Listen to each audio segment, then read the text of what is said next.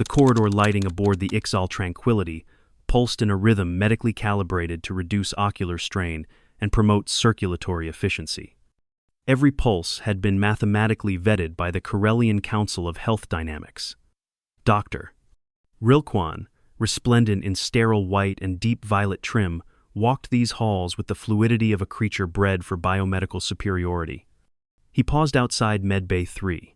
A quick scan confirmed stabilizing vitals from the recovered Marithian patient within 3 lungs functioning, chitin plates regrown with acceptable symmetry. All progressing within expected parameters. Rilkwan logged the data with a graceful flick of his left claw. His gait resumed, serene, until a whiff of oxidized metal, followed by a melodic wail echoing faintly from human quarters. Frowning, Rilkwan tilted his head, rotating his tympanic fold toward the disturbance. He traced the source past the auxiliary galley and opened the maintenance hatch beside cabin 6B. There, under a row of dim work lights, sat Thomas, one sock on, the other foot bare, and a battered nail clipper in hand. He was humming. Is this the real life? Is this just fantasy? Thomas pinched the clipper around his toenail and snipped. Rilkwan screamed. Or tried to. What escaped his respiratory sac was a strangled hiss as his limbs betrayed him. His lower stabilizers buckled. He clutched at the doorway, trembling, his eyes wide with horror. Thomas flinched. "Oh, hey, Doc. Didn't hear you sneak up." Rilkwan's manned, his facial expression twisted in incomprehension. "Where is your surgeon?" Thomas blinked. "My what?" "The surgeon who is performing your keratin sheath extraction, your bleeding, your nerve endings, the exposure. Oh, sweet luminescence. This is a violation of every sterile mandate." "I'm just clipping my toenails, man." He held up the clipper. "This thing. Got it at a Shell station back on Earth. $2. 2 currency units?" "Yup." Within a minute, the medical emergency override was triggered. Red lights strobed as emergency drones converged. Thomas, protesting loudly, was hoisted onto a gravity stretcher and whisked down the hall. He was deposited in Diagnostic Bay A, surrounded by a dozen Corellian medics armed with scanners, gloves, and surgical drones humming at alert level 2. "Hey, I said I'm fine," Thomas said, now strapped to a biobed. "You're scanning my feet. Again. That's the 4th pass." "Silence," Rilkwan barked. "We are checking for subcutaneous hemorrhaging, necrotic indicators, dermal breaches, and internal nerve disruption. I'm telling you, they're just toenails. Humans clip them all the time. It's like cutting hair." The room stilled. Dr. Vrexen, a trauma technician with a specialty in tactile reconstruction, inhaled sharply. "Hair?" "They are dead cells," said Lieutenant Walker, stepping into the room with a cup of coffee and a raised brow. "No nerves, no pain, just keratin."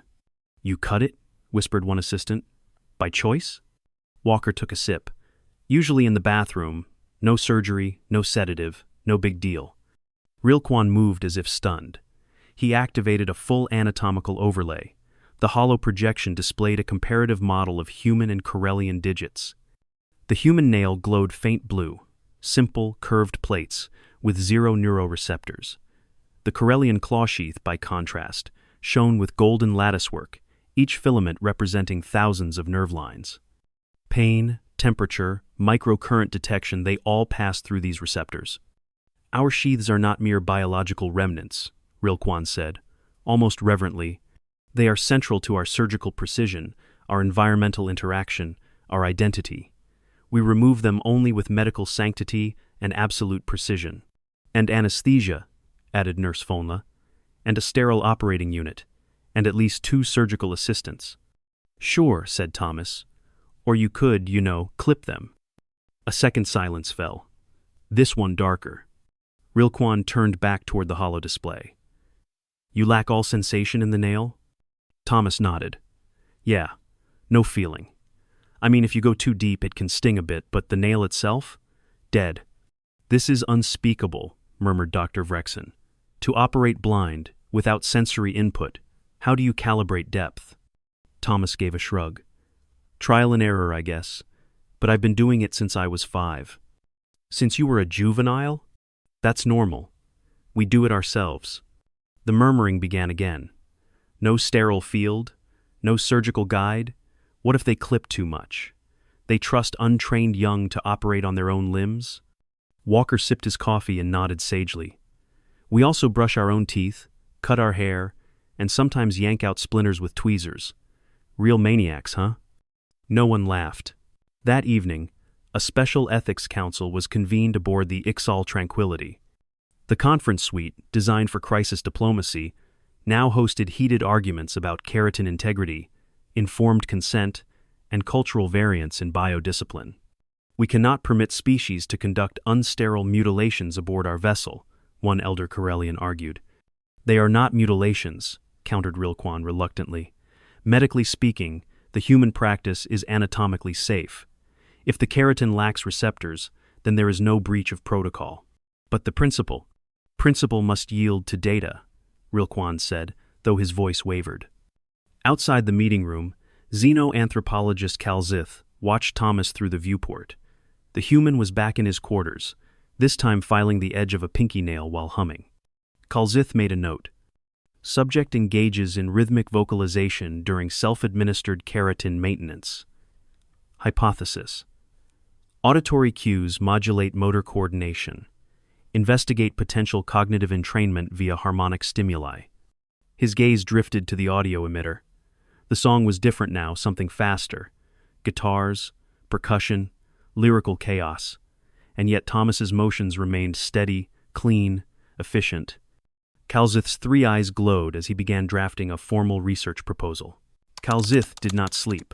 Corellians did not require sleep the way humans did. He could metabolize neurostatic buildup with a subdermal resonance field, and his tri-lobed brain had evolved for rotational rest. But on this particular cycle, Calzith simply chose not to. Instead, he reviewed every segment of ship-wide security footage that featured Thomas, dating back to the moment the technician had stepped aboard 3 months earlier. At first, Calzith had observed him for reasons unrelated to medical oddities. Thomas had come with high marks in low-grav panel calibration and an incident-free background check, but it was his habit of whistling through pressure inspections that first caught Calzith's attention. No other species aboard, not even the Volrathi singers, whistled while working. By the 5th documented instance of Thomas harmonizing with his own footfalls down Corridor Epsilon, Calzith began tracking correlations. Motor performance during auditory input. Task efficiency against tempo. Emotional variance measured via micro-expression analysis. The first anomaly emerged during a scheduled emergency drill. While most crew members moved in structured haste, Thomas' ears budded. Song data later identified as Immigrant Song by Led Zeppelin completed a level 3 conduit lock in 4.7 seconds. His baseline was 6.3, a notable deviation. The second came during hull retractor maintenance, where Thomas maintained dexterity and near zero visibility while listening to Eye of the Tiger. Still, Calzith might have dismissed these coincidences until the clipping incident. The moment Thomas removed a curved crescent of toenail during a Queen guitar solo, something crystallized in Calzith's mind. Not curiosity, not amusement. Purpose. The research proposal, titled Neuromotor Synchronization Potential via Human Auditory Stimuli in Non-Human Physiology, was submitted through official channels by the next day's second cycle. It was flagged for low-priority review. Calzith countered with a supplementary submission attaching thermal footage, performance analytics, and an unofficial but damning quote from Rilquan. They clip with no anesthesia. That accelerated review. Within 36 hours, the proposal cleared for limited exploratory implementation. And so, in Operating Suite 2, deep in the medical wing's rotating surgery ring, the first trial began. Dr. Xenthis, a young and open-minded Corellian, agreed to a standard claw sheath reduction procedure with a modified auditory environment. The patient, Commander Vilrix, was prepped per tradition. Dermal anesthesia pads, fluid barrier field, and biometric stabilizers. But instead of sterile silence, Calzith cued the first track, Don't Stop Me Now. The suite's ambient audio system flooded with Mercury's soaring vocals. For the first minute, nothing changed. Xenthis worked carefully, scalpel poised between dorsal sheaths, claws steady. Then, At the 53-second mark, when the tempo surged, Xanthus's grip shifted. Slightly. A tiny contraction in his median extensor. He made the first incision without hesitation. No micro-quiver. No second pass. When the third sheath detached, the patient exhaled. Less painful than usual. Xanthus stared at his claws. I didn't feel anything obstructive. It was like instinct. Rilquan, watching from the observation dome, clenched his jaw. Anecdotal. Replicable, Calzith said. I can run another trial. The medical council denied further testing by default. Protocol was protocol. One data point was not consensus. But curiosity, as it turns out, is rarely a trait confined to anthropologists. 4 nights later, in Operating Suite 5, Assistant Surgeon Resch mounted a micro-recorder beneath the dermal scanner. The procedure was supposed to be a textbook sheath lift for an aging logistics officer. But as the patient was prepped, Resch discreetly activated the hidden file, a remix of earth music, set to a slow, steady rhythm. A curious thing happened. The incision time halved. Pain markers dropped. The officer reported an almost meditative disconnection. Resch documented the process and stored the file under encrypted personal logs. By the end of the week, 3 other junior surgeons had done the same. No one told Rilquan. Until the 4th case. It was supposed to be routine. A Class 2 claw sheath extraction. Patient, Technician Waverl, no complications anticipated. Audio selected, under pressure. Calzith had been granted provisional observation clearance. The suite buzzed with the gentle hum of sterilizers and positional recalibrators. Then, at 3:14 into the track, just as Mercury's voice reached the high phrase, the patient's heart rhythm fluttered. Monitors screamed. Flatline, 2.6 seconds. Nurses scrambled. Biofoam deployers were primed. Then return. Heart rhythm normalized. Breathing restored. But Avril was unconscious. When she woke minutes later, she reported nothing unusual. No pain, no memory of the operation. The claws were done. Cleanly. Flawlessly. All 8.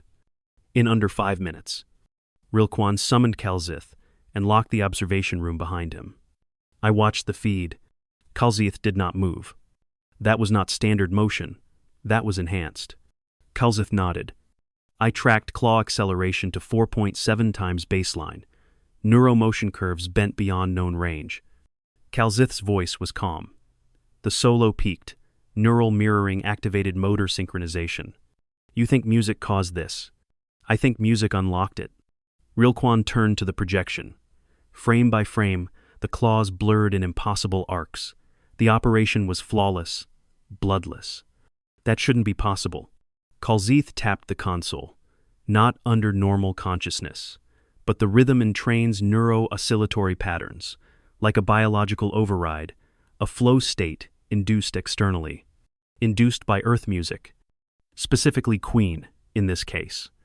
Rilquan stared, then whispered, We trained for decades to achieve that level of precision, and you're telling me a song did it. Calzith hesitated. Not just the song, the emotional energy embedded within. Earth music is not algorithmic, it's chaotic, raw, designed not for precision, but for feeling. Rilquan didn't respond. His eyes remained on the paused feed, claws frozen mid-arc. The implications fractured the ship's medical department into warring factions. The younger clinicians began quietly syncing playlists to prep stations. Older physicians called it heresy. Some demanded revocation of Calzith's research access. Rilquan found himself caught between duty and something deeper, a memory. The moment he saw Thomas clipping his nails, how wrong it felt. And yet, not a single casualty, not a single infection. He reviewed Thomas's file again. Technician. Certified in thermal relay stabilization. No academic merit in neuroscience. But they're buried in a secondary transcript from university. Minor elective. Neural audio entrainment and behavioral resonance patterns. He called Thomas in. You studied neuroacoustics? Thomas, already sipping from a travel mug with, I clip therefore I am, scribbled on the side, gave a cautious shrug. It was an elective, cool stuff. Mostly theory. You understand the principle of resonance-induced flow state? Sorta. Your brain syncs to rhythms, keeps time with beats, same with your body. Athletes use it a lot. Runners time their strides to music tempo. Rilquan stared. And you never thought to mention this. You were busy losing your mind over my toes. Fair. Rilquan sighed. Could you prepare a curated track sequence for controlled trials? Thomas raised an eyebrow. You want a surgery playlist? Yes. Thomas grinned. I've waited my whole life for someone to ask me that.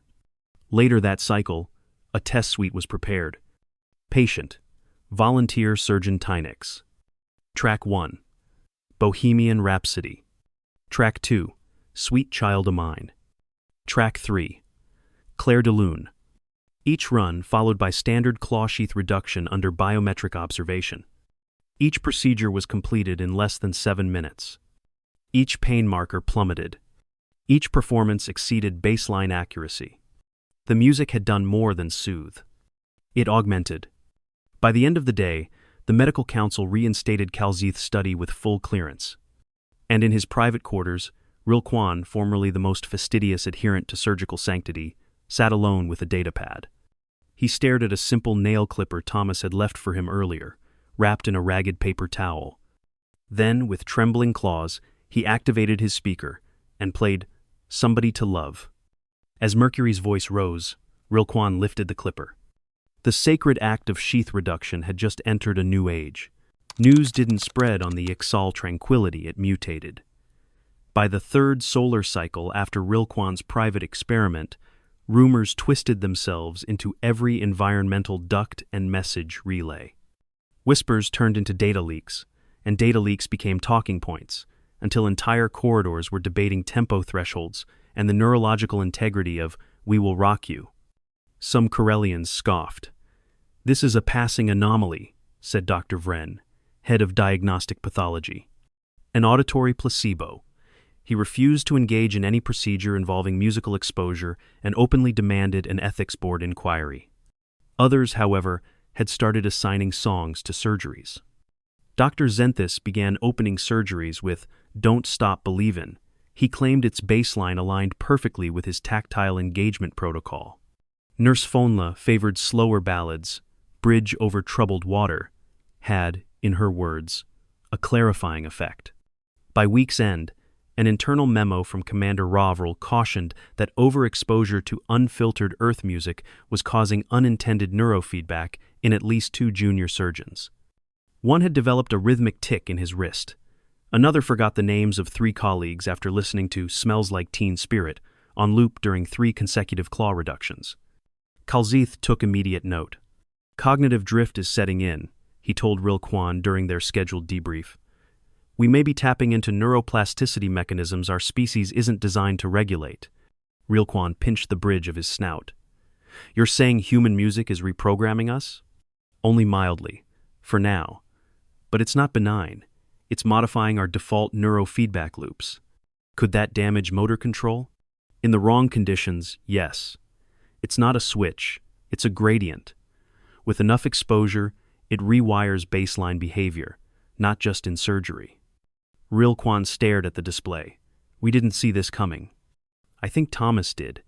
He just didn't realize we weren't built to filter music the way humans are. They grow up surrounded by chaos, emotional noise, tempo discordance. They evolve alongside it. They adapted to it. No, Calzeth said. They thrive in it. That same evening, Thomas found himself cornered by 2 Corellian technicians beside the vacuum-sealed protein dispensary. You possess extended playlists? One asked, tentacle digits twitching. Thomas looked up from his tray of tofu. Yeah, about 800 tracks. The second leaned forward. May we acquire the full library? Is this about surgeries again? It is now critical to optimal function. Right, see. I feel like someone should have told me about side effects first. Thomas stood, squinting at the nearest ceiling node. Are we being mind-controlled by guitar solos or what? No, said the first, but perhaps subtly transformed. That didn't help. Later that cycle, when he brought it up to Walker over a shared diagnostics shift, she just laughed. We did warn them about cultural cross-contamination, she said, watching a protein calibration report update. They're not contaminated. They're turning into cover bands. Walker leaned back, arms folded. You know what this reminds me of? What? Remember those earth cats that couldn't metabolize caffeine? But then someone made a coffee for cats. Yeah, Paupresso. Instant success. One of them learned to operate a vending machine. This is that, she said, but it's with neurology and 70-second rock. Thomas didn't laugh. I'm starting to wonder if I broke them. The real breaking point came 12 cycles later. Dr. Vren, adamant in his disdain for the musical infection, scheduled a Class 3 sheath extraction for himself. No music, no external influences, just clinical silence and pure surgical intent. Halfway through, his hand trembled. A tremor, barely visible, but enough that the assistant had to pause and stabilize the incision vector. Vren ordered the assistant out of the room. I do not require assistance. I am calibrated. 2 minutes later, he clipped a neurofiber by mistake. Searing pain registered. He collapsed to his knees. The procedure was halted. His recovery would take 2 weeks. Calzith reviewed the footage frame by frame. His report read, subject exhibited baseline tremors absent in prior recorded procedures. Absence of musical entrainment appears to induce performance deficiency. Hypothesis, behavioral addiction to rhythm-induced flow state. Rilkwan stared at the datapad. We're losing internal regulation. Calzith nodded. We've crossed a line. Within a week, unauthorized experimentation exploded. Surgeons weren't just using music, they were cataloging genres. One researcher noted that jazz improved ambidextrous motion. Another claimed trance helped maintain surgical stamina. Someone discovered country music caused depression in junior clinicians, pending further review. There were reports unverified of a scalpel levitating momentarily during the chorus of Free Bird. Still, with efficiency gains and pain reduction through the roof, no one stopped it. Until the first full memory lapse. Dr. Tynex underwent a standard procedure on a technician with a torn dorsal sheath. Track used. Baba O'Reilly. Procedure completed in record time. Outcome. Flawless. Issue. Tynex had no memory of the operation. None, not even starting it. Full blackout, 8 minutes, gone. When prompted, he said only, I remember the intro synth, then I blinked. It was done. Medical logs confirmed brainwave activity never dipped. He was awake. But his conscious mind had stepped out. Calzith called an emergency summit. The room was packed. Charts showed peak performance increases, matched by steep rises in neurological anomalies. Charts also showed rising dependency markers. Surgeons now needed music to operate properly. Without it, tremors and delays returned. Calzith took the podium. Colleagues, we are not enhancing ourselves. We are being entrained, shaped by frequencies not designed for our neurology. Earth music is not a scalpel, it is a neural amplifier. It is changing how we perform, yes, but also how we exist. Gasps. Murmurs. One physician stood. Then we should regulate genre exposure. Another, or limit tempo above 140 beats per minute. Rilkwan slowly stood. We're thinking too small. Silence. He stepped forward. We must ask a deeper question. Why does this work? Why does their chaotic sound built without surgical logic enhance our discipline? Could it be because it frees us from discipline? Calzith's eyes narrowed. You're saying the very chaos is what makes it effective? Yes, we are too structured, too bound to control. Their music releases us from control. And that's dangerous. But it's also transformative. A message was sent that cycle to the Karelian Medical Council. Full data package, including performance enhancements, side effects, and neural adaptations. The reply came the next day. Music-induced entrainment is not recognized under current bio-sanctioned methodologies. Continued experimentation will constitute an ethics breach. You are hereby ordered to cease musical augmentation studies until further review. Calzith read the message aloud. Thomas, who had been invited to the debrief for transparency, just shook his head. So what, they're banning Queen? Rilquan's hands were clenched. They are banning evolution. Kalzith's voice was quiet. They are banning fear. Of what? That we might become more than we understand. The room fell silent. That evening, Rilquan entered the surgery suite alone. No assistants, no anesthetics. He set a chair in the sterile zone and placed a battered nail clipper, Thomas's gift, on the tray beside him. He flexed his claws. They were due for reduction. His breath slowed. The speaker in the wall clicked on. Is this the real life? He closed his eyes. Is this just fantasy? And clipped. Clean. Silent. Free. 14 rotations after the ban. That was how long the silence lasted. On the surface, order had returned to the Ixal tranquility. The surgery suites returned to standard protocol. Auditory channels were stripped of unauthorized tracks, and emotional tone filters were reinstalled across all medbay functions. Background rhythms defaulted to the usual ambient drone, neutral, sterile, utterly uninspiring. The Medical Council's directive had arrived with uncompromising clarity. Re-establish procedural sanctity. The word sanctity appeared 7 times in the document, a thinly veiled warning, Kalzith thought. For some, it was a relief. The elders resumed their rituals with a grim satisfaction, wielding scalpels like prayers. For others, it was withdrawal. Motor efficiency plummeted, tension spiked, incision times lengthened, and in subtle but undeniable ways, Corellian precision began to crack not catastrophically but detectably. The doctors didn't tremble outright. They hesitated. They questioned. Some began to dream in rhythm and wake up humming, unsure why.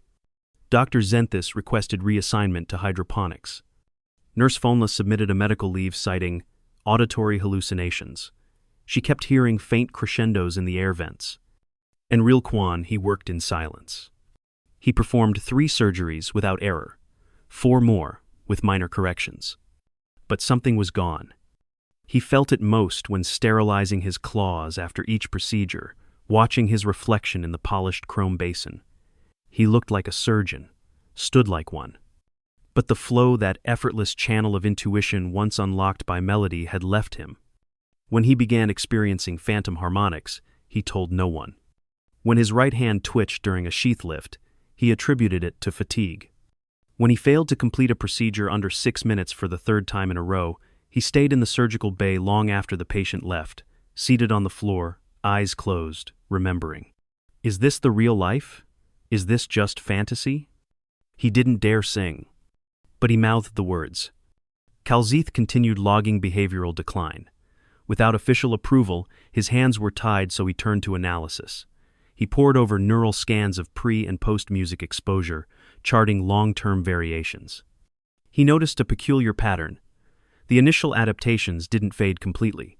Once exposed, Corellian neurology retained a kind of dormant attunement.